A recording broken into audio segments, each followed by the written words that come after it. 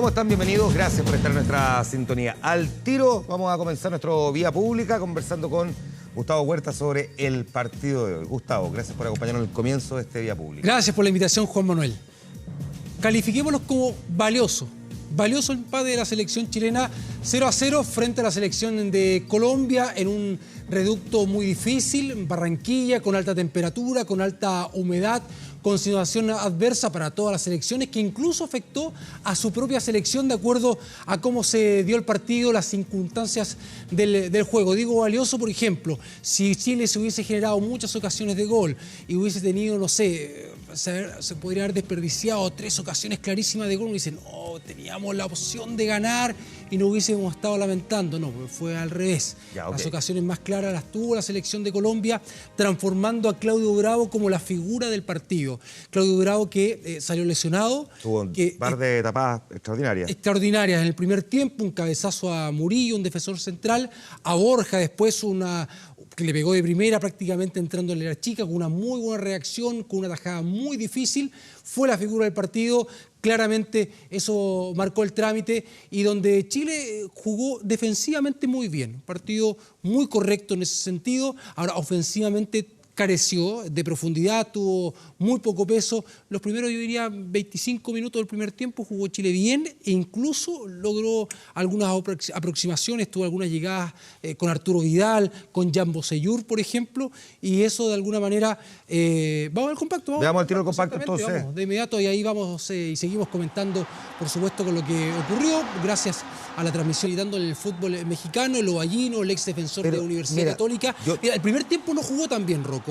Fue bastante impreciso con la entrega, en la salida, él como un defensor central, pero en el segundo tiempo mejoró bastante. Mira, vamos al 1-1, a propósito de lo que me estás preguntando tú, Juan Manuel, quiénes fueron los jugadores, figuras de este encuentro. Compartimos con el capitán, obviamente el arco Claudio Bravo, que tuvo, insisto, una muy buena actuación, sólido, tuvo esas 2 grandes atajadas. Para mí, la figura del partido. Ya, ahora, preocupante lo que venga para el parte, ojalá que pueda estar. Entiendo que la segunda, además, yo no vi el partido, pero sí he escuchado harto durante la tarde que en la segunda tuvo una tajada tremenda, sí, pues, un remate en el área chica, recién. Claro. Buenísima, muy buena.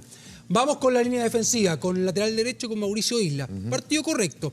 A ver, donde Chile, insisto, se preocupó más de defender, con las circunstancias de cómo se dio el partido, el factor climático que juega también en contra. Sí, es que escuché mucho que sintió, parece que fue uno de los que más resintió el calor de Barranquilla. Sí, porque uno con Isla, él tiene una dinámica y un despliegue físico como gran característica. Él siempre tiene un desdoble de función, de defender y de atacar, de lograr profundidad y llegar al arco rival. Acá no tuvo, estuvo más contenido. Pero en esa función cumplió. Okay. Correcto. Seguimos analizando, vamos con los defensores centrales. El caso de Enzo Rocco. Yo lo decía, para mí en el podio. Lo pongo ahí en el tercer lugar, bajo Bravo y Vidal. Primer tiempo, con algunas imprecisiones en la entrega, en el pase, también en un momento de timing, de tiempo, cuando tiene que ir a la cobertura. Y como que esperó bastante, al final tuvo que cometer una infracción, recibió tarjeta amarilla, pero el segundo tiempo estuvo sólido, impasable, muy bien en el mano a mano, muy bien en el juego aéreo, un jugador de alta estatura, y estuvo muy sólido Enzo Rocco, yo lo pongo ahí también con buena calificación. ¿Inevitable la amarilla a tu juicio? No, merecía la tarjeta amarilla. No, está bien, pero... ¿Que la pudiera haber evitado? No, porque ya le ganaron tiempo, entonces se iba solo el jugador colombiano. O sea, en situaciones así...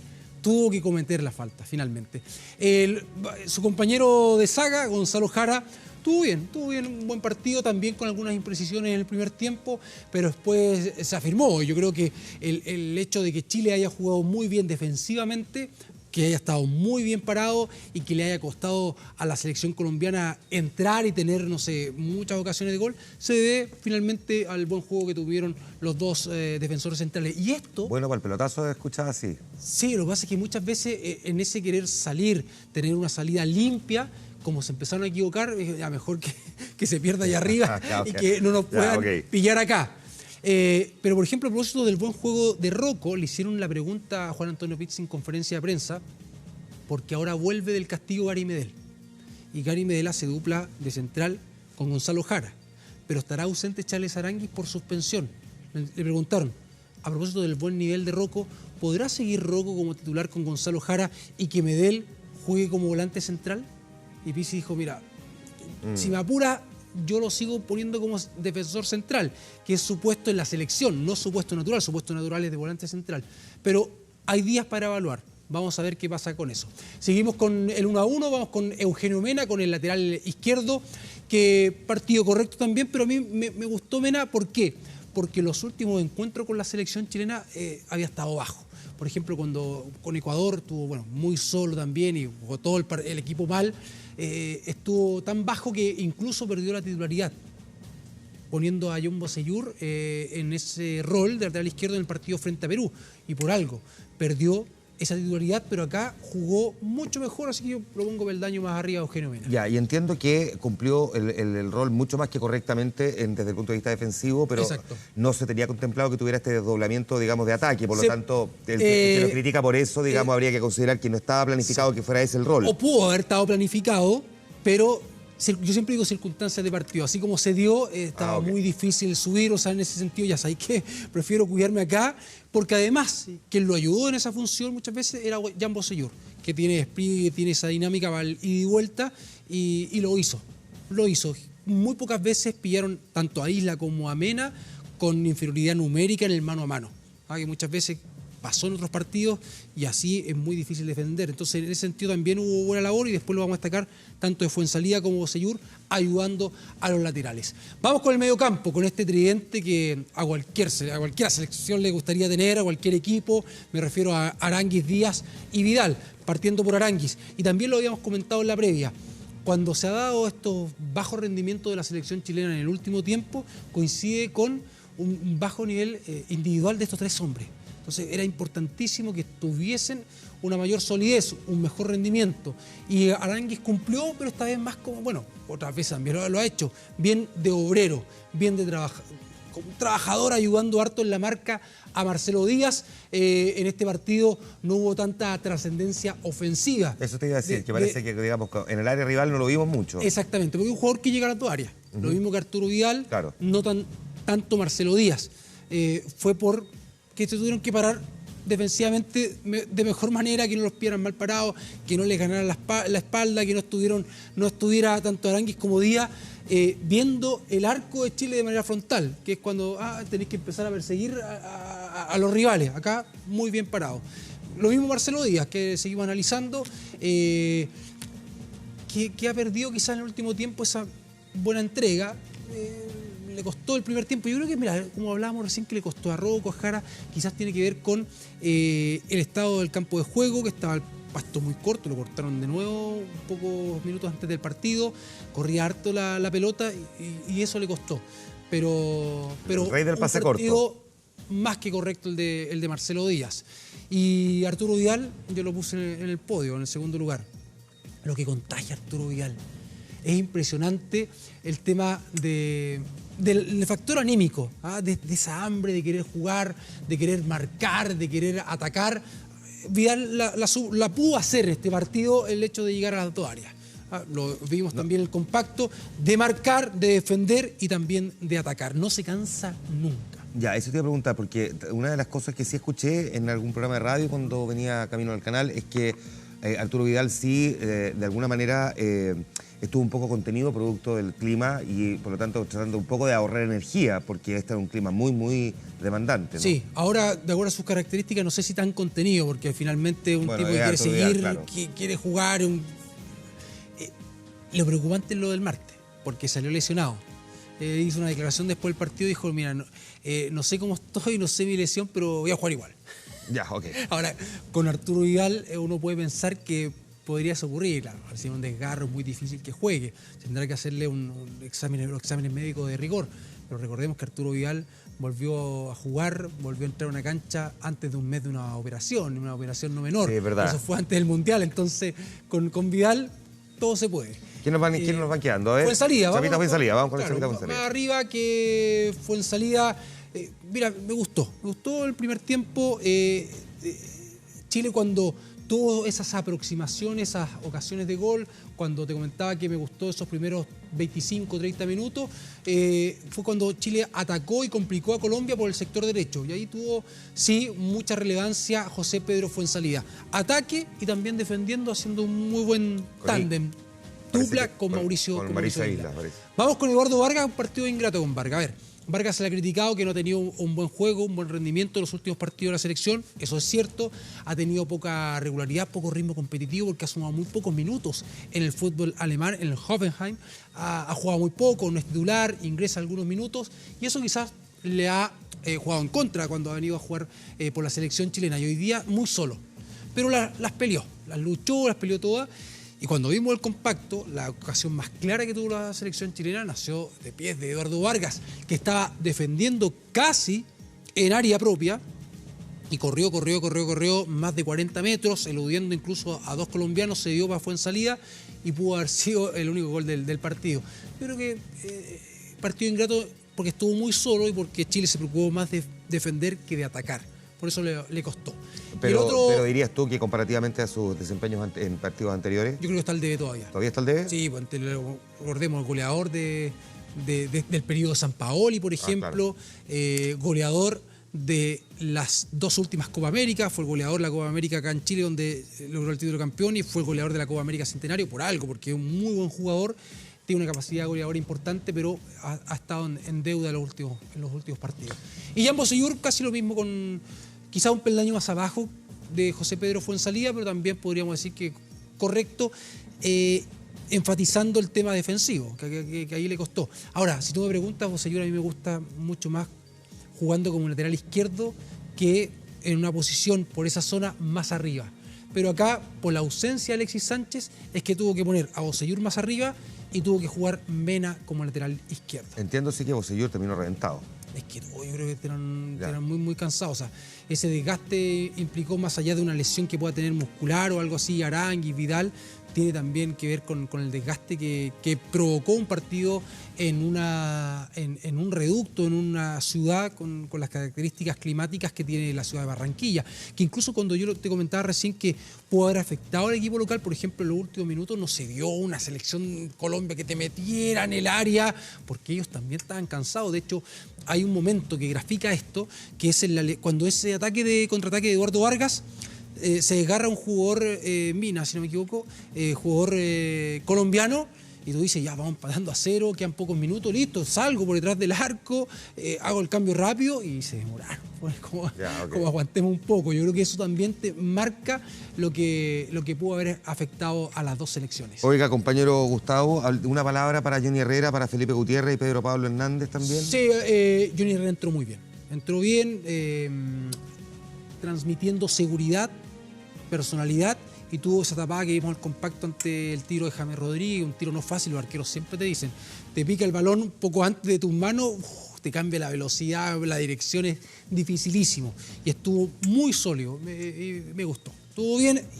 No era difícil entrar en un partido así y teniendo a Claudio Bravo como la figura del partido. Sí, claro. Es como, chuta, de aquí el factor mental te juega harto. Pero estuvo bien. Lo de Gutiérrez, sí, pero jugó poco. O sea, estuvo cerca de 25, 30 minutos, no gravitó mucho, tratando de ayudar a Marcelo Díaz en la contención en la zona media. Y lo de Pedro Pablo Hernández entró ya en los últimos minutos, tampoco como para haber marcado una mayor diferencia.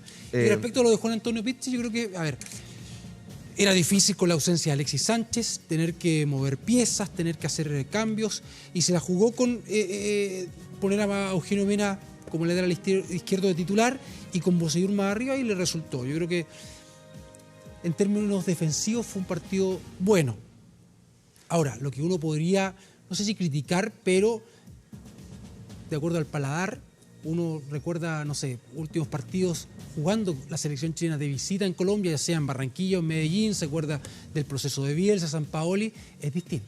Aquí ve una selección mucho más contenida, una selección se preocupó más del aspecto defensivo, antes igual, pero era salir a atacar, y es por eso que trascendió la selección chilena en la época de Bielsa, en la época de Sampaoli, porque era una selección que, independiente de las condiciones de localía del rival, iba a jugar de igual a igual. Ya. Aquí eso no se dio en el partido de hoy. Ahora Pizzi dijo que fue por las circunstancias del juego, de cómo se dio, el factor climático, que no es una tónica en lo que él quiere mostrar como juego en esta selección. Bueno, habló Pizzi, vamos a escuchar parte de lo que dijo, tenemos sus declaraciones.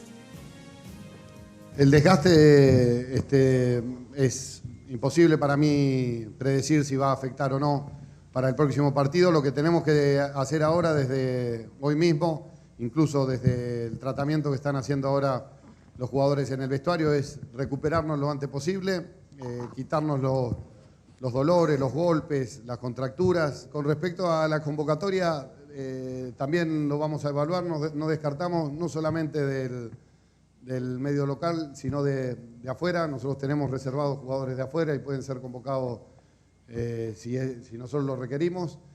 Y con respecto a la luz, yo no quiero pensar que en este tipo de partidos, con este nivel de futbolistas que hay en campo, tengamos que utilizar ese tipo de artimañas para sacar ventaja. No, creo que las personas son todas buenas, así que no creo que haya sido así. En líneas generales, bueno, la valoración no va más allá del punto, sí, la consideración o el contexto en el cual conseguimos este punto es de suma importancia, es muy meritorio. Creo que el esfuerzo que han hecho este grupo de jugadores por sacar este resultado ha sido supremo. La verdad que muy contento con el rendimiento de todos, por el esfuerzo que hicieron, por el compromiso que mostraron, el orden, la actitud que tuvieron para pelear con muchas adversidades, fundamentalmente, como dije ayer, con el tema del clima. Contábamos con que el esfuerzo físico que íbamos a tener que hacer en algún momento nos iba a pasar factura y que íbamos a tener que apelar al sacrificio, al esfuerzo, al orgullo de jugar en esta selección, y creo que lo hicimos muy bien en ese aspecto. A ver, ¿No Gustavo, lo crees? ¿No lo crees? Gustavo, yo siempre he dicho que tú, Gustavo Huerta, debería tener un programa solo de anécdotas.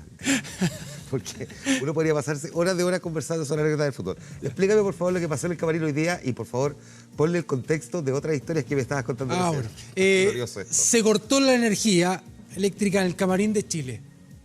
Coincidentemente, casualmente, le cortaron la energía, no tengo idea. Lo que es cierto es que no funcionó el aire acondicionado en el entretiempo, que es cuando tú terminas esos primeros 45 minutos cansado, agotado, agobiado, quieres llegar al camarín, un poquito de refresco y está horrible. Entonces, por eso, lo que comentaba Juan Antonio Pizzi, dijo, bueno, ojalá que no sea una artimaña, quiero confiar en que se cortó la energía eléctrica. Lo que pasa es que, a ver, esto es más viejo que el lino negro. Eso te iba a preguntar, se ocupaba antiguamente. Cuenta, por favor. No sé, en algunos camarines, por ejemplo, en condiciones climáticas adversas como esta, con alta temperatura, harto calor, en la altura incluso, el equipo llega 1 hora y media antes al camarín, al estadio. El equipo rival, visitante. Entonces, hasta entre 3 y hasta 2 horas antes del partido, estufan un camarín. No, ni las estufas, varias estufas. Llegaban al camarín 1 hora y media antes del partido. Se la sacaban, por supuesto. Claro, entonces no se daban cuenta, pero un calor. Y antiguamente no estaba el aire acondicionado, no había. Oiga, ¿tiene ventilador? No tenemos. O de repente terminaba el primer tiempo, iba del camarín, agua, y empezaron a abrir y no, se cortó el agua. Ya. Se cortó. Aquí se cortó la luz. Se cortó. Y no sabemos todavía por qué. Ya. ¿Y ahora, justo ahí, solamente en nuestro camarín? Justo en el entretiempo, sí. Justo en el entretiempo, sí. Yo creo que hay que... Para mala suerte. Podría ya... A propósito de que ha sido tan drástica la FIFA con el tema, y me parece bien, con el cánticos xenófobos, racistas, o sea, se podrá pedir una investigación y esto no puede ocurrir, si eso pasaba antes, ya no. Impresentable. Eso no se hace. Ya. No se hace. Tenemos declaraciones de los jugadores, nos vamos a escuchar qué fue lo que dijeron también después del partido. Bueno, creo que fue un partido donde fuimos muy inteligentes, donde trabajamos bien los más de 90 minutos y nos vamos con una sensación en líneas generales de haber hecho un buen trabajo, de haber aprendido un poco la lección del partido anterior, que fue en Ecuador, donde jugamos de visita, donde no nos vimos bien y creo que hoy día fuimos inteligentes de cara a cómo enfrentamos el encuentro. Claudio, te quería preguntar por tu cambio, cómo te sientes, qué fue lo que te pasó. No, bien, fue un golpe fuerte en la zona de la cadera, pero también hay que ser inteligente, ver que tenemos partido próximo, también no estamos en un momento de arriesgar en ese sentido, de tener más bajas, ya tenemos por sanción, tenemos por lesión y también hay que pensar en lo que viene. Un poco de dolor, pero faltan varios días para poder jugar contra Uruguay, así que tengo toda la fe que voy a jugar. ¿Estás satisfecho con el empate? ¿Estás satisfecho con el empate? Sí, por supuesto, muy contento por el empate, hubiese sido mejor los 3 puntos, pero sacar un punto acá con este clima, contra una selección que es directa con nosotros, es importante, así que esperamos el martes quedarnos con esos 3 puntos y ya meterlo directo al Mundial. Las declaraciones de los jugadores entonces, pues ahí tenemos ya. De aquí ¿Miremos la tabla? vamos a ver la tabla y después Veamos la comentamos a ver qué pasa después. Vamos a la tabla de posiciones. El líder es Brasil, que le ganó a la selección argentina, Juan Manuel, por 3-0 y queda como líder ahí con 24 unidades. Uruguay le ganó 2-1 a Ecuador y queda con 23. Colombia, con empate a 0 con Chile, con 18. Ecuador, con esa derrota, queda con 17, pero diferencia de gol de +3. Chile, en el quinto lugar, con 17 puntos y con una diferencia de gol de +2. Es decir, Brasil, Uruguay, Colombia y Ecuador están hasta el momento clasificando directamente al Mundial. Chile en zona de repechaje, tiene que jugar partido de vuelta con el representante de Oceanía. Argentina, mira, en el sexto lugar con 16 puntos, diferencia de gol de -1. Paraguay, que perdió en casa 4-1 con Perú, que está con 15 puntos, se mete Perú, ¿eh? Mira, está con 14, a 3 puntos de repechaje y clasificación directa, 14 puntos.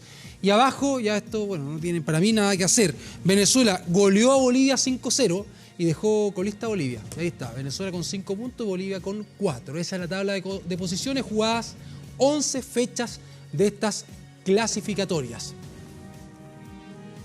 Vamos a la próxima Sí, fecha. por la próxima fecha que Chile juega con Uruguay. Y a ver, tiene que buscar reemplazante a Charles Aranguis, que está suspendido por acumulación de tarjetas amarillas. Y esperar cómo está la evolución de Claudio Bravo, de Arturo Vidal y la de Alexis Sánchez. Aquí está, fecha 12, a las 5:30 el martes.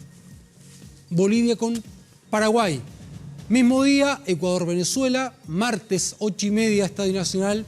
Chile con Uruguay. Mira qué lindo gol este. Argentina, Colombia. Y cierra 11:15 de la noche Perú con Brasil.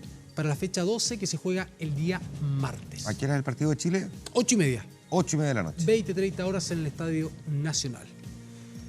Bien, pues, algo más que destacar. Le recordemos las bajas para Chile y... ¿Tenemos nota con eso? Ah, ¿Te parece? Para ver el detalle a propósito de lo que comentaba. Qué preparado usted, Lo que Gustavo. comentaba anteriormente. Veamos el detalle.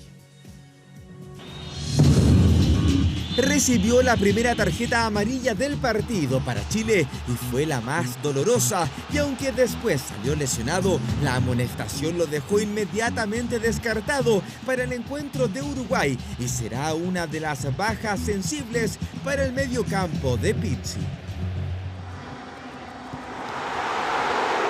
Fue la figura del primer tiempo de La Roja, pero iniciando la segunda fracción, al salvar otra opción clara de los colombianos, terminó resentido. Minutos más tarde fue reemplazado por Johnny Herrera, pero aún así todo indica que jugará contra los charrúas.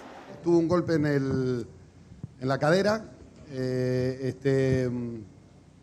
Creemos que va a llegar sin ningún problema.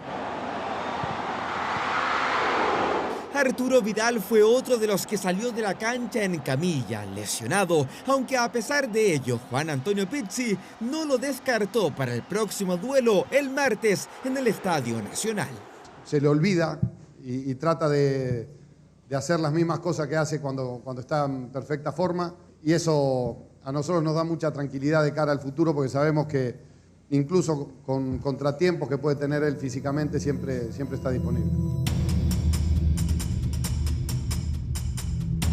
Y mientras la escuadra nacional batallaba en Barranquilla, Alexis continuaba con su recuperación en Juan Pinto Durán. La lesión sigue preocupando, y también en Inglaterra, donde llamó la atención esta declaración de Pizzi que molestó al técnico del Arsenal, Arsène Wenger.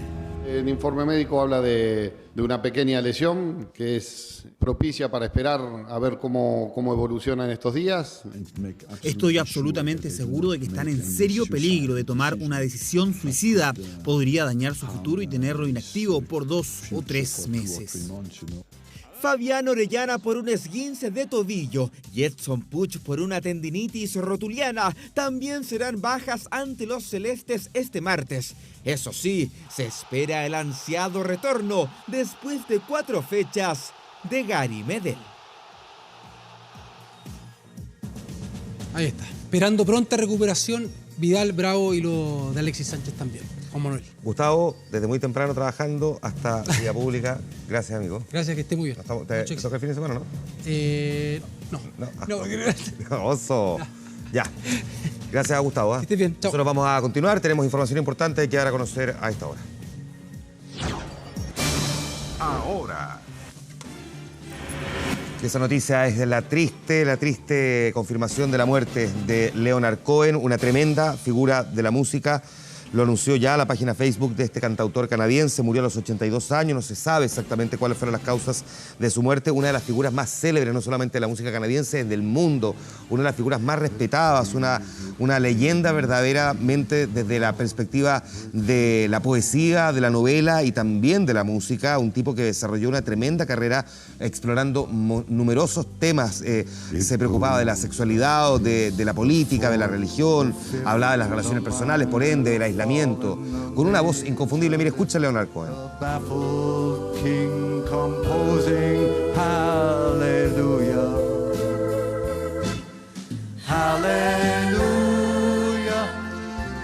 Una figura que fue incluida en el Salón de la Fama del Rock and Roll en Estados Unidos, en el Salón de la Fama Musical de su país natal, miembro de la Orden de Canadá, de la Orden Nacional de Quebec, fue premio Príncipe de Asturias de las Letras, un hombre que dejó una huella indeleble en el mundo de la música y que hoy día está siendo llorado en un año fatídico para la música, con figuras de distinto calibre, de distintas repúblicas de la interpretación, de la composición, pero que han partido en el último año y que han marcado este 2016, la partida de Prince, de David Bowie, de Juan Gabriel, hoy confirmándose la muerte de Leonard Cohen. Distintas dimensiones de la música, pero que dejaron también huella muy grande. El caso de Leonard Cohen, que ha sido confirmado, se lee en el anuncio en la página Facebook. Es con profunda tristeza que reportamos que el legendario poeta, cantautor y artista Leonard Cohen ha muerto. Perdimos a uno de los más prolíficos y venerados visionarios de la música. Un memorial tendrá lugar en Los Ángeles más adelante. La familia pide privacidad durante su luto.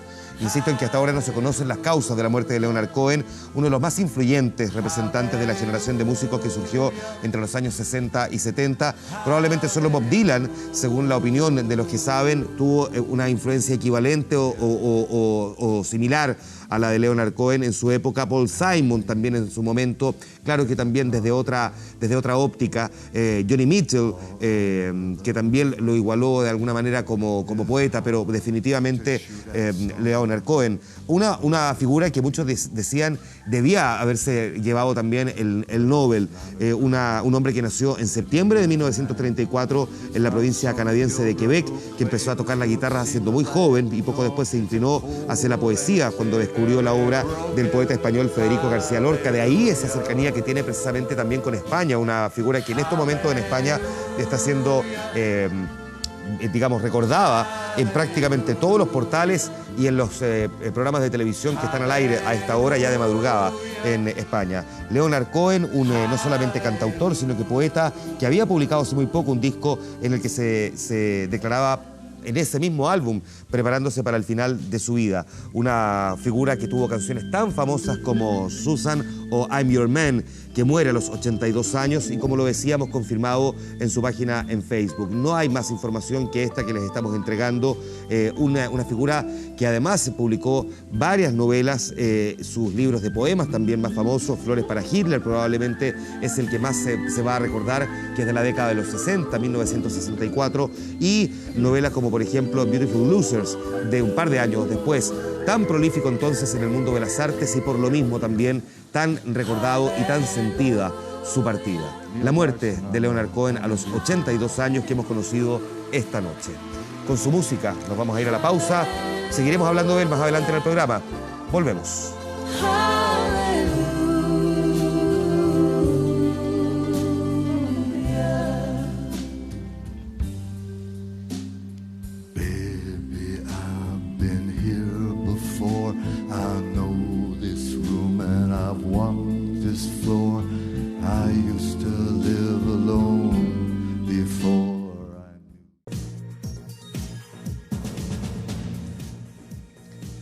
Estamos de regreso, recordando que la noticia esta noche es la muerte de Leonard Cohen. Ya vamos a volver sobre eso más adelante. Vamos a aprovechar de preguntarle a nuestros invitados que están vinculados al mundo de la cultura, de las artes, de las letras, porque vamos a hablar de Puerto Ideas en un momento más que se va a desarrollar en los próximos días, de hecho a partir de mañana, así que ya les vamos a presentar quiénes van a estar con nosotros y vamos a aprovechar de hablar con ellos también de lo que ha significado la noticia esta noche de la muerte de la figura de Leonard Cohen. Vamos por ahora con otras noticias también, después de la declaración conjunta de la nueva mayoría cuestionando la votación de la bancada comunista por el reajuste público. Se empezaron a reactivar las diferencias, tanto que incluso hoy día se suspendió la reunión que había en la moneda del comité político.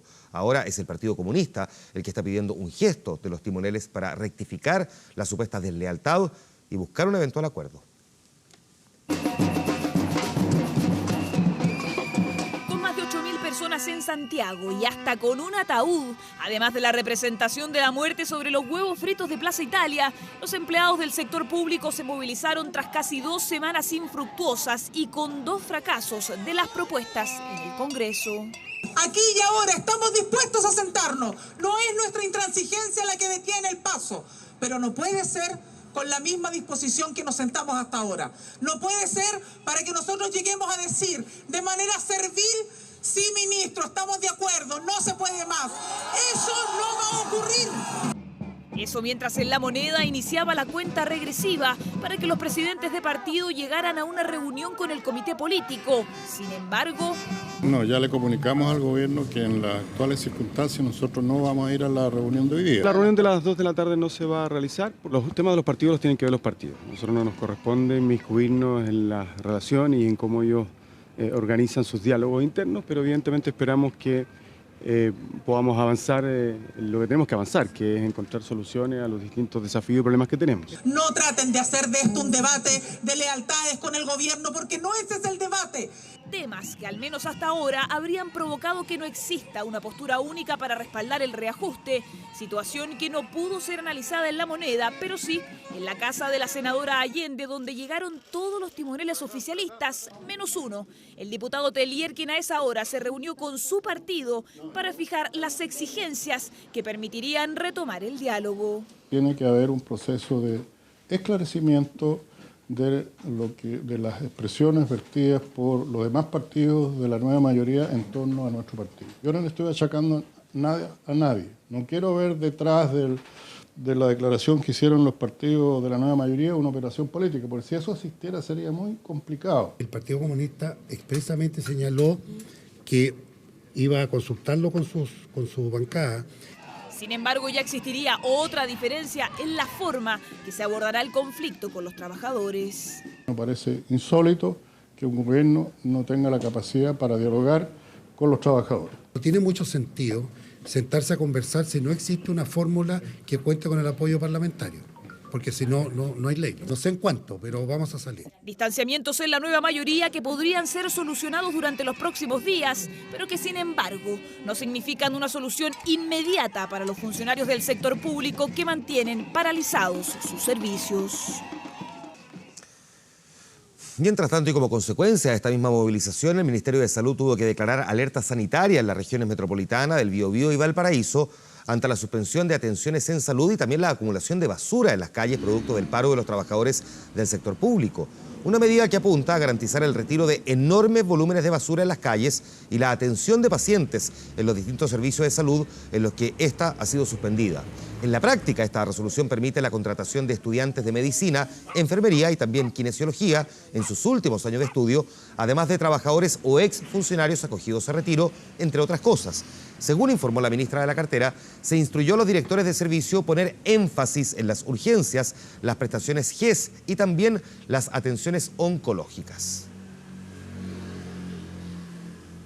Mientras tanto, en la noticia del mundo, después de su triunfo en las elecciones presidenciales, Donald Trump fue recibido por Barack Obama en la Casa Blanca. Ambos se reunieron durante 1 hora y media para preparar algunos detalles del traspaso de poder.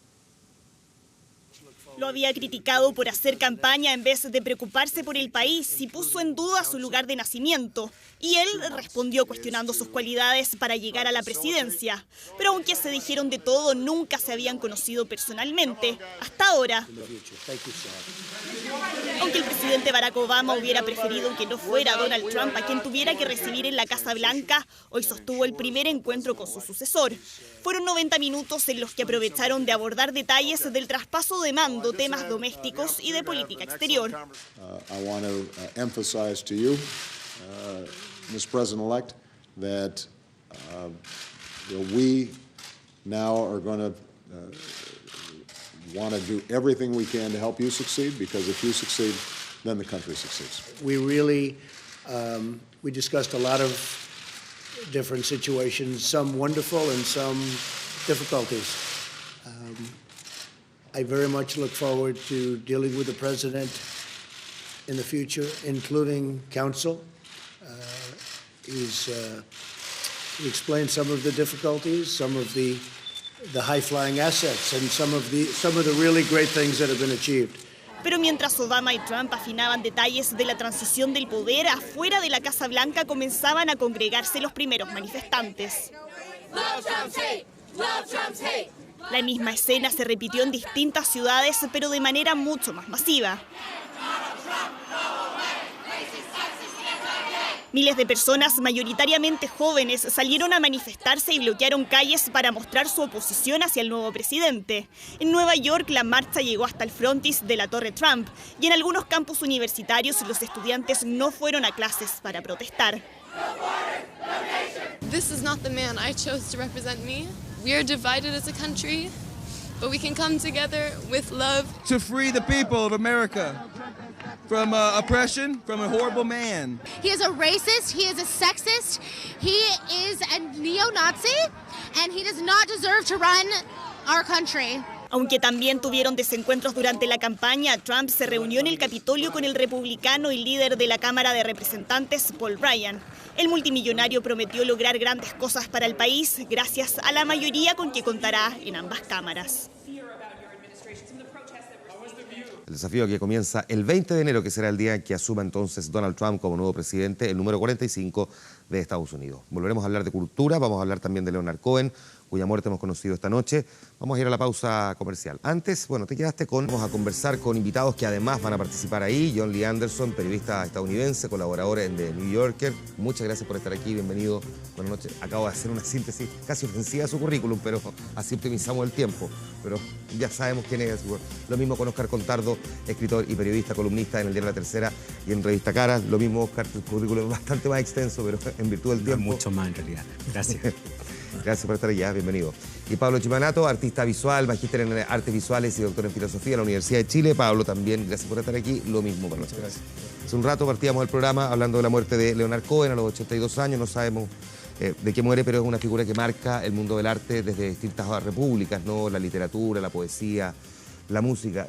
Si alguien quiere decir algo respecto a lo que representa Leonard Cohen, que para muchos, digamos, era el equivalente, probablemente solo superado de alguna manera, o le competía con Bob Dylan, digamos. Yo iba a decir Dylan, ¿no? De alguna forma u otra, o sea, hace reflexionar a uno. Qué pena que no ganó el Nobel él, ¿no? A lo mejor, pues, al menos saber que lo había recibido, ¿no? Antes de morir. Padecía de cáncer desde hace un tiempo. De hecho, un colega mío le hizo un perfil hace poco en que de forma muy abierta reflexionaba sobre la inminencia de su muerte. Lo tenía asumido de una forma inusualmente, digamos, frontal y con su sentido de humor de siempre, que era una característica de él. Gran poeta, en realidad, canadiense, si no me recuerdo. Sí, nació en Quebec, de hecho. Lo que más me molesta de su muerte, tengo que decirlo, es pensar que él murió sabiendo que Donald Trump iba a ser el presidente norteamericano, que o sea, 24 horas antes habría sabido la noticia, al menos que estaba en una agonía inconsciente, pero que sí, porque, no sé, me parece a mí como un castigo extra a la vida de un hombre que podía haber muerto pensando que iba a ganar Hillary, que el mundo no se iba a acabar, que iba a estar mejor, pero al contrario, murió sabiendo eso.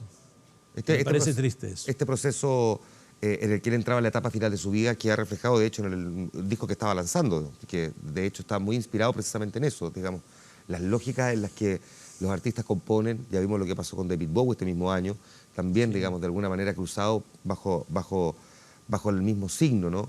En un año además en el que figuras de distinto calibre que revolucionan de formas diferentes también culturalmente la música, como es el caso de Prince o de Juan Gabriel, también dejan este año 2016 marcado por la muerte de estos cuatro y el triunfo de Donald Trump. Ya vamos a hablar de eso y les voy a preguntar, porque no lo voy a desaprovechar, en un tema que me parece que es capital a conversarlo aquí. Antes voy a comenzar contigo, Oscar. Tú tienes una presentación con el escritor colombiano William Ospina llamada El espejo de la violencia. Cuéntanos un poquitito de qué dimensión es esta presentación que vas a tener en Puerto Ideas. La presentación, bueno, William Ospina es un ensayista, es novelista, es poeta, pero la presentación o la conversación que vamos a tener va a concentrarse sobre todo en lo que él ha escrito sobre Colombia, sobre la violencia en Colombia, sobre la historia de violencia en Colombia, que es una larga historia que sobrepasa el conflicto de los 50 años de la FARC, y sobre lo que él ha escrito como reflexivamente sobre el tema. Básicamente son 3 libros, que es de La Habana a La Paz, Ursúa y el libro sobre Simón Bolívar, sobre la figura de Simón Bolívar, que tienen como un hilo conductor una historia de la violencia que arranca desde la conquista en adelante. Esa es como la idea de la conversación. Es una conversación en la que hay intercambio de experiencias, hay intercambio de conceptos. Yo lo quiero plantear más como una entrevista. A mí me interesa saber, desde cómo recibió él la noticia del no en el plebiscito, qué es lo que piensa, cómo se ha replanteado el escenario ahora, qué es lo que piensa él en el futuro, cuál es su experiencia personal con la violencia que... Antes de entrar, Jolie Anderson comentaba, él vivió en Colombia y él comentaba su experiencia también con la violencia en Colombia de niño y la forma en la que es una sociedad que tiene normalizada esa experiencia. En el caso tuyo, Pablo, la conferencia que vas a tener junto a la periodista argentina Beatriz Sarlo, que se llama Ciudades y Culturas Urbanas, visión periférica en la posmodernidad del sur de América. Detállame un poquitito, porque el título es un poco largo. Bueno, pero sobre todo tiene que ver con una forma de abarcar también una tremenda obra que tiene Beatriz Sarlo, una gran ensayista, una gran académica, una gran investigadora, con una escritura fascinante y hasta el día de hoy también con ese rol del intelectual interviniendo en la vida pública cotidiana. Hoy día ella en Argentina ha desarrollado una discusión muy fuerte sobre el tema de cómo se tratan ciertas nociones que durante los últimos 30, 40 años han tenido relación con la noción de memoria en el mundo público. Y la historia. Entonces es una mujer muy especial. No sé, ese título ambicioso tiene que ver también con los títulos de sus libros, con lo que ella trabaja en sus libros, que va, por supuesto, desde los estudios culturales, como se le llama en el mundo académico a esto, es decir, cómo se comporta la cultura.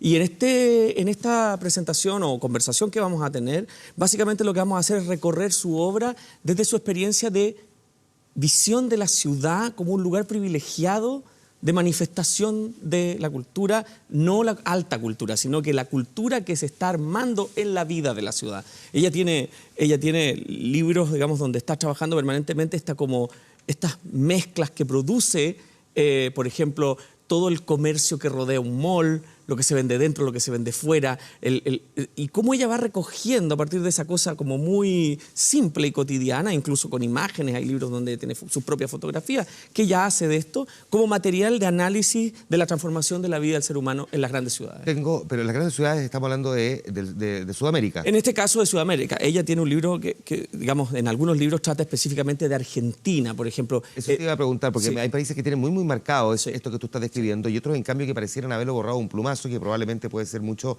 de la realidad nuestra, donde la hemos estado como reescribiendo permanentemente, donde uno no sabría exactamente definir qué tipo de esta cultura cotidiana tiene Santiago o una ciudad como Santiago, porque además depende de en qué parte de Santiago uno se pare, digamos, porque no es lo mismo pararse en el bosque o pararse al lado de la Torre Polman que ir a pararse a Estación Central. Por supuesto, y en el fondo la mirada que ella tiene sobre esa realidad es de una agudeza que es absolutamente fascinante, y una cuestión que es importante pensando en la escritura en Latinoamérica, que es el ensayo, que es la escritura de ensayo, es decir, de una cosa que va recurriendo a materiales y a texturas que tienen que ver con la literatura, pero también con la sociología, pero también con la política, y que todo eso va junto de una forma muy magistralmente bien escrita. A ti te toca, John Lee, dos, no una, dos. Una con Pato Fernández y otra con Leonardo Padura, el cubano, narrando Cuba y Diosa Asesino. Pato Fernández, que además no solamente ha estado muy metido, digamos, observando todo el proceso de transformaciones de Cuba a propósito de esta reanudación de relaciones diplomáticas con Estados Unidos. Veremos si Donald Trump no da pie atrás al respecto. Sí. Eso ya lo vamos a conversar en un momento más. Pero además Pato Fernández ha estado muy metido también observando el proceso colombiano. Por lo tanto, aquí además se nos cruzan, digamos, dos temas bien interesantes. Relátanos un poco ambas exposiciones que te van a tocar en Puerto Idea. Bueno, Padura, nos conocemos los tres, o sea que conviene hasta cierto punto. Yo le hice un perfil de Padura hace unos 3 años, cuando acababa de ganar el Premio Nacional de Literatura en Cuba, que era una especie de guiño por parte de la Revolución Cubana de que había una apertura cultural en ciernes, parecía, ¿no? O sea, yo le acerqué a Padura a partir de un poco de esa intuición, y creo que fue acertada. Vino ese premio a Padura un par de años después de que publica su gran novela, ¿no? El hombre que amaba a los perros, que justamente se trata con ojo crítico al famoso decenio gris en Cuba, los años 70, de mayor represión contra homosexuales, contra disidentes, contra gente intelectual. Era como la década soviética, que le tocó mucho a Padura, que es un contemporáneo mío en edad. A esa generación fue muy machacada en Cuba. Él optó por quedarse en la isla y fue periodista y comenzó a escribir ficción, pero tenía ese bicho adentro, o sea, con esa década, y es muy crítica a la misma revolución que gobierna hoy en día. Entonces, y lo han dejado correr, es más, lo premiaron, que demostró que aunque siguen siendo de corteza, digamos, delgada, con crítica actual, al menos aceptan crítica en torno al proceso mismo. Entran en una fase interesante, y Padura es un gran referente para los que observamos a Cuba desde fuera o intentamos entenderlo. Yo creo que en medir y sacar un cálculo de por dónde va la revolución cubana, ¿no? Hasta cuánto está capaz de estirar. Tiene un discurso muy interesante, Leonardo, porque es un hombre que es cubano, es crítico con la revolución, pero ha optado por vivir en Cuba, que es una opción política.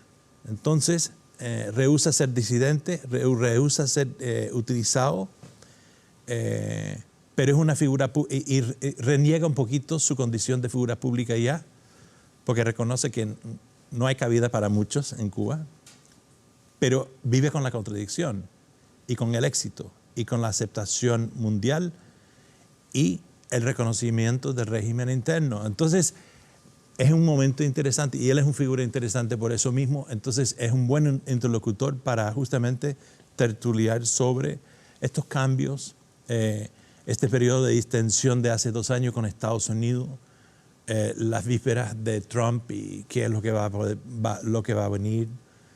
Y yo creo que le vamos a poder hablar un poquito también, jalarle la lengua un poquito sobre su sensación de límites o no en la Cuba actual. Él ya tiene él sabe hablar sobre el tema como pocos otros. En realidad hay pocos escritores y escritoras ahorita en Cuba. Hay una generación nueva en ciernes, sobre todo en el mundo digital. También habitan un espacio interesante. Pero bueno, por ahí va una conversación que logra encajar los cambios políticos en Cuba, la apertura de Cuba hacia el mundo y interior, a través de esta figura de la literatura y el periodismo. Déjame preguntarte, Óscar, la ideología como herramienta para buscar justicia, digamos, que parte de que uno podría, o uno de los aspectos que uno podría entender de parte de lo que te va a tocar a ti conversar con Ospina en este espejo de la violencia, llevado, digamos, a los escenarios hoy día actuales, donde las ideologías o están mutando, o están desapareciendo, o están siendo disfrazadas de otra cosa, parecieran quedar muy en tela de juicio, y probablemente hemos tenido, después de lo que ocurrió en Estados Unidos, un gran ejemplo de eso, ¿no? Si es que allí hay ideología, no se entiende cuál es, o derechamente es el triunfo del pragmatismo frente a las ideologías para conseguir justicia. Ayúdame un poquitito a entender, si es que tú lo logras entender, no. O al menos confúndeme un poco más en un proceso que nos tiene confundido a todos. Porque francamente... Bueno, lo que se ha dicho es como la respuesta al rechazo del establishment, al rechazo hacia el establishment. Que en eso hay como un rechazo ciego. No sé si puede tener algún contenido más que algunas cosas dispersas, ideas como limitación de derechos, retroceso en algunos aspectos, rechazo hacia algunas minorías, cosas que son dispersas pero que yo no las veo, o al menos no las entiendo como una propuesta congruente. No sé si estoy equivocado, no sé si bueno, aquí el norteamericano presente podría opinar más particularmente sobre lo que pasó con la elección de Trump.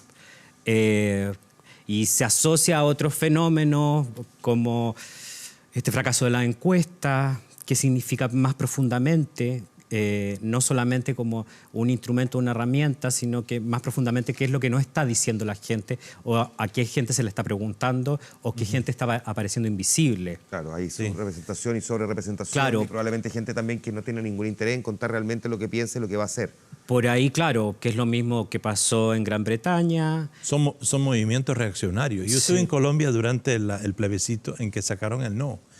Y una semana antes había la firma de la paz. Sí. Yo también estuve presente para eso. La semana previo a la firma de la paz había un incidente en que uno de los ministros de Colombia es gay y produjo una reacción por parte del uribismo, de la ala derecha, y hubo una gran marcha de predicadores cristianos evangelistas de derechas. Y parece que eso ayudó a canalizar y aglutinar fuerzas en contra del gobierno que había hecho el acuerdo de paz, en contra de esta noción de sociedad pluralista, que, o sea, rechazaban por un lado los comunistas, ¿no? Que iban a estar en el monte, iban a volver a la sociedad, pero también toda digamos, inclinación hacia la apertura de la sociedad colombiana. Entonces, muchos decían, o sea, no hay estadística fiable ya, obviamente, sobre todo los sondeos, pero también es una reacción hacia la noción de la sociedad pluralista. Y creo que en eso vemos con un agregado, ecos con Brexit, vemos con Trump, esta cosa del forastero del otro. No queremos sociedades variopintos, queremos volver al origen imaginario, ¿no? Son dos escenas, digamos, muy marcadas, y te hago partícipe también de esta parte de la conversación, Pablo.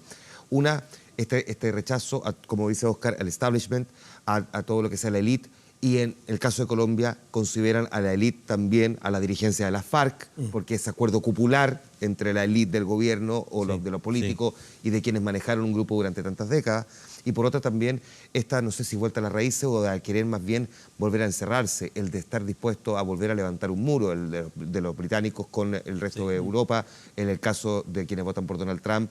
En parte el rechazo a Hillary, pero en parte también porque no quieren a los latinos. Es bien curioso, un doble escenario cuya combinación pareciera ser una mezcla fatal, ¿no?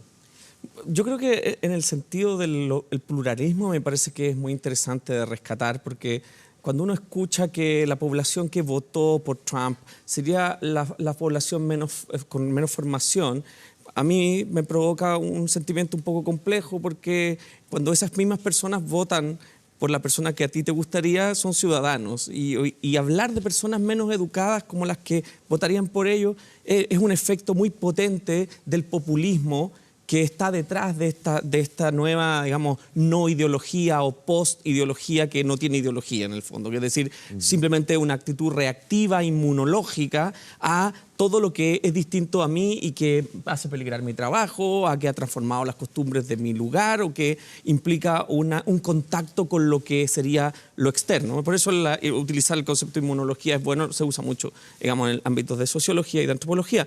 Pero además yo creo que es esta idea de una pérdida de relación con los procesos históricos. De alguna manera, yo les comentaba antes de entrar, esta sensación que se produjo los días cuando se cubre la noticia y que es como que si la verdadera elección de presidente nuestra fuera la de Trump, sí. Y que lo que nosotros elegimos aquí es como el cónsul cuando los romanos claro. Tenían todavía el imperio. Entonces, la sensación que me provoca a mí es como que se empiezan a generar capas distintas de estructuras de poder que afectan evidentemente de forma diametral y que de alguna manera, cuando tú piensas un programa como el de Puerto Ideas, con esta forma de traer muchos intelectuales y científicos y ponerlos a todos juntos a dialogar desde un espacio de una divulgación, de una comprensión de que esto tiene que salir de los espacios académicos, que tiene que llegar a las personas, yo creo que de alguna manera yo me lo imagino como una forma de antídoto a esa cerradura, a esa especie como de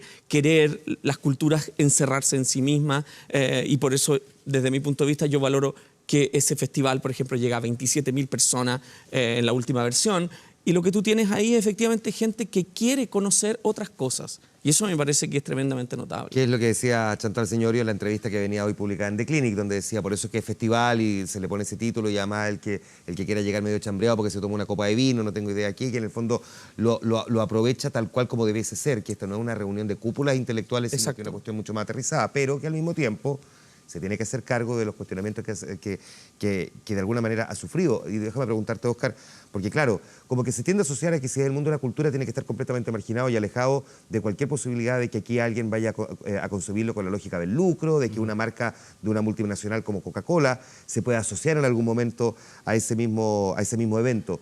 Como que en el fondo estamos permanentemente mirando las cosas de forma un poco binaria, ¿no? Es como que tiene que ser de un lado o del otro. Sí, yo creo que en el caso de la cultura se da en Chile. Se dan unos discursos muy extraños que se repelen entre sí. Por ejemplo, la discusión del libro o la visión que tenemos del libro, del acto de comprar un libro. La Chantal Signorio en la entrevista comparaba, por ejemplo, el precio de la entrada con una bebida alcohólica, con una promoción de bebida alcohólica. Claro. Eso yo creo que esa concepción de que por una parte tiene que ser gratis y por otra parte lo que se cobra es muy caro, pero que si se compara con otros bienes de consumo que la gente compra sin reparar en el precio, se da muy comúnmente.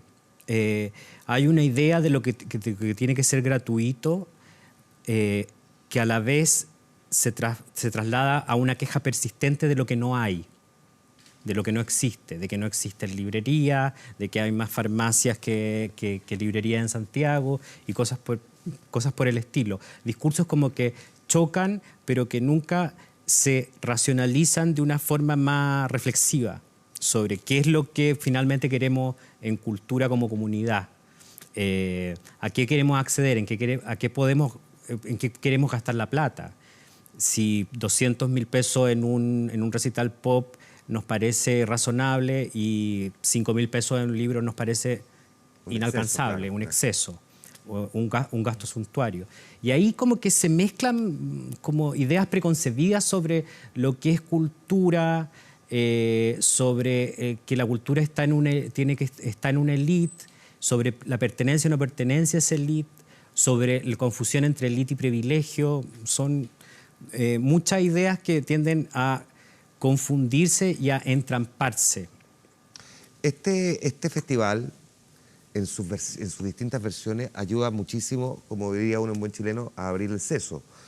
quienes están presentes ahí y van desprejuiciadamente, no importa la charla que le toque, se siente a escuchar y le ayuda completamente a imaginar y a entender un poco mejor, más o menos, no lo clarifica, pero al menos a entender un poco mejor el mundo en el que está parado, o al menos a cuestionarse el mundo en el que está parado. Déjame preguntarte, John, tú has hecho montones de entrevistas a montones de líderes en el mundo, te ha tocado además confrontarlos desde distintas ópticas también. Hoy día los liderazgos parecieran estar completamente cuestionados, lo hemos visto prácticamente en toda escena, en la política, en el mundo de la iglesia, en las religiones, incluso los mismos liderazgos de los grupos más duros, incluyendo, por ejemplo, el de ISIS, parecieran hoy día estar cuestionados. ¿A quién sigue el mundo? Porque es una pregunta que se han hecho en los últimos 2 o 3 años, incluso creo que fue la revista Time, si es que no me equivoco, la que publicaba que hoy día el mundo sigue las redes sociales, que no hay un liderazgo con nombre y apellido. ¿A quién está siguiendo el mundo? ¿Cuáles son los liderazgos que nos quedan hoy día? Visto que tú has entrevistado a grandes líderes. Yo sé que te la hice difícil y yo sé que estás cansado, que pegaste un tremendo viaje, pero ya que estás sentado aquí, aprovecha de preguntar. Yo creo que estamos entrando en una beta, en un vertiente, en una fase de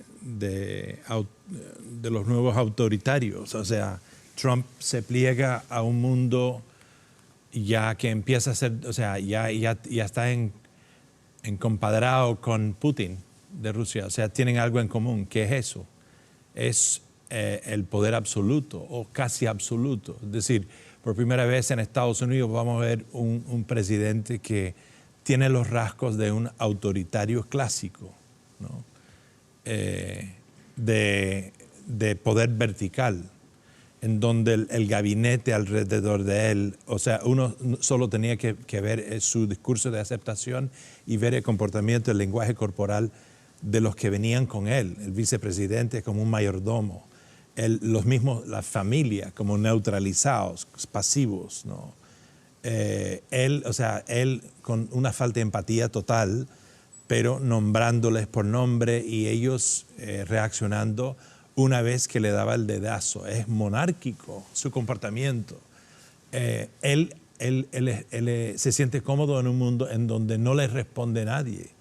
En su campaña presidencial, las masas que ahí se aglomeraron actuaron como turbas, sobre todo en ataques contra la prensa. Entonces vamos a presenciar una inclinación hacia una sociedad más autoritaria, posiblemente con mucha protesta en Estados Unidos. Yo creo que va a ser imitado por líderes en América Latina. Algunas no puedo predecir cuáles todavía. Habrán reacciones en contra, pero creo que también el arrojo de Estados Unidos, el impacto va a tener un efecto en Europa. Es muy posible ahora que Le Pen gane, no solamente porque hay un trend de Brexit en Colombia, del no, y acá Trump, pero el impacto de que Estados Unidos sube a ese vagón va a tener un efecto mundial. Por ejemplo, yo no tengo claro, pero hasta que yo sepa, Trump no se ha opinado en torno a Duterte en Filipinas, que es el primer presidente que se putea como la gente en un mercado siendo presidente y mata gente. Es decir, ha nombrado 2 alcaldes que han sido luego asesinados, uno en su celda hace como 3 días, alegando que son malandrines, ¿no? O sea, ha optado por una política de escuadrón de la muerte desde la Casa Presidencial, sin que nadie le para. Entonces, es surreal, ¿no? ¿Qué liderazgos la gente sigue? Yo creo que ya mucho tiene que ver con el mundo virtual en que habitamos, pienso yo. Más y más personas están vinculados al mundo de la información, al mundo mediático, no mirando a la televisión necesariamente, no leyendo los periódicos como antiguamente, con una imparcialidad impuesta o ostentada, o inclusive un abanico de puntos de vista. No. Cuando miran a Twitter o Facebook, es el mundo que ellos han tejido. Ellos seleccionan a quiénes seguir y luego es todo por clic. Es decir, es como en la arena romana, es como en el... Bueno, él me gusta, no me gusta. Sí, like. Así es. Y yo creo que vamos a mirar eso. Entonces, no sé quiénes van a ser, pero entramos en un mundo en que se asemeja mucho más al mundo del Coliseo romano que otra cosa. ¿Tú reconoces, Hay grandes riesgos. Pablo, algún liderazgo hoy día? ¿Hay alguno que tú digas, sí, este es más o menos identificable, o más bien te inclinas por quienes piensan que los liderazgos son desechables, personas que son capaces de generar una movilización respecto de un tema pero luego desaparecen? O sea, yo pienso que hay una cosa que es importante que está ocurriendo hoy día y que yo creo que nosotros lo podemos pensar, por ejemplo, respecto a lo que ocurrió en Chile, cuando se instala la discusión sobre las represas en el sur. Eso, por ejemplo, y esto no lo digo yo, lo dicen los estudios sociológicos, hace desaparecer de pronto la izquierda y la derecha, y tú tienes en la calle gente que viene de la izquierda y la derecha junta peleando por algo, los derechos, por ejemplo, en el caso de la Patagonia sin represa, ¿no? Entonces, es una cosa muy interesante que ocurre. Entonces, yo no lo llamaría tan solo que ha desaparecido el liderazgo, sino que hay una mutación del liderazgo transferido a aspectos circunstanciales que transforman ese hecho y que nos unen en torno a ese hecho. Cuyo líder también es circunstancial, porque probablemente Por supuesto. nadie se acuerda de quién fue el líder que convocó la movilización contra Punta Choro, por ejemplo. Por ejemplo, pero lo que tienes ahí es que hay un resultado también para los líderes en el que se transforma completamente la ciudadanía.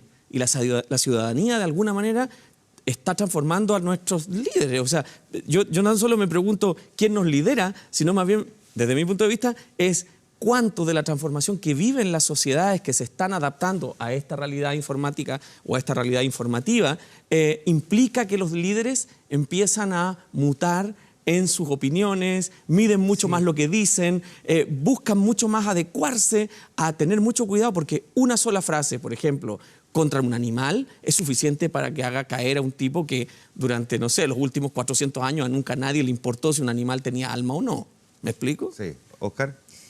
Que yo creo que lo que pasa también es que los líderes, estaba pensando en el movimiento No Más AFP, por ejemplo, claro, no saben cómo leer qué votaría toda esa gente que está atrás. Que probablemente lo asocian en una primera instancia a izquierda pura y dura, así algo, pero no. Pero tampoco lo pueden trasladar de esa forma, no lo pueden, y no saben cómo leerlo. Y no saben cómo reaccionar frente a esas demandas, porque no saben si ellos son quienes representarían esas demandas, porque ya particularmente la nueva mayoría ya perdió toda esa representatividad de lo que podríamos llamar de izquierda chilena. Claro. Y bueno, eso se vio en las últimas municipales, en que esos líderes no saben cómo leer lo que está pasando. Se perdieron esos referentes que ellos pensaban más seguros, y los referentes también a lo que ellos proponían, como también lo que pasó en Valparaíso a propósito. Con el triunfo de Sharp. Claro, con el triunfo de Sharp y el no triunfo de la mala lectura que hicieron de quién podría ser un buen candidato. Un candidato popular, que era un DJ Méndez, claro, un personaje que lo daban por ganador por su pobre, y terminó quedando muy atrás. Entonces, y quienes presentan a DJ Méndez, la nueva mayoría. Interesante.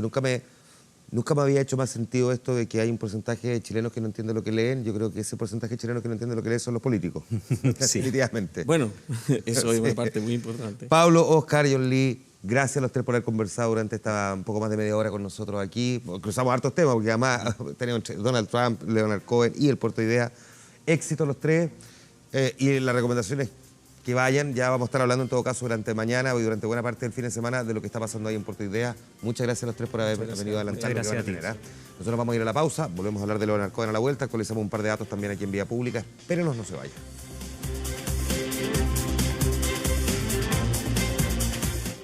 Atentos a esta noticia, entre otras, porque hay un incendio que está afectando a una bodega del Parque Industrial de Coronel. El desconocimiento de lo que hay en el interior de la bodega es lo que ha preocupado a bomberos, porque podría incluso avivar el fuego. Ha sido una semana de incendios esta, la de noviembre. La temperatura del momento en Santiago es de 18,3 grados y se proyecta para este día viernes y sábado temperaturas de 32 y 29 grados. Despejado mañana, un tanto más nublado el día sábado. Nos vamos con esta imagen y con esta música. Escuchemos un poquitito. The fifth, the minor fall and the major lift, the baffled king composing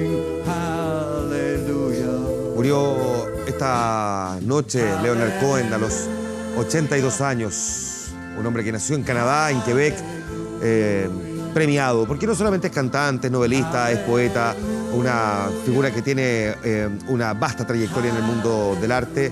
Su partida no deja indiferente a nadie que haya leído alguna vez sus libros que datan desde 1960 en adelante o que haya escuchado alguna vez sus múltiples canciones con interpretaciones con profundidad desde el punto de vista de los temas que lo inspiraban, las relaciones, como a tantos otros, y la sexualidad, por cierto, pero la religión, las identidades culturales y montones de otras realidades que quedaron plasmadas en sus discos, incluyendo lo último que recién se estaba lanzando y que hacía referencia precisamente al ocaso, ya que él sentía estaba viviendo, un hombre que tenía cáncer, no sabemos realmente de qué murió, pero se sabía sí que estaba enfermo. Evidentemente que su muerte, en un año en el que han partido otras figuras como David Bowie, como Prince, la misma figura latinoamericana de Juan Gabriel, no viene sino que a enlutarnos todavía más en un 2016 para el olvido. Leonard Cohen, un hombre que también, decían muchos, merecía el Premio Nobel de Literatura, seguramente equiparable a Bob Dylan, contemporáneos en muchos aspectos, figuras cercanas. Bueno, la partida de Leonard Cohen nos entristece y con ella estamos terminando esta edición de Vía Pública. Gracias por su sintonía. Buenas noches. Now maybe there's a God above. All I ever learned from love is how to shoot at someone who outdrew you. But it's not a cry that you hear tonight. It's not some pilgrim who claims to have seen the light. No, it's a cold and it's a very broken hallelujah. Hallelujah. Hallelujah. Hallelujah.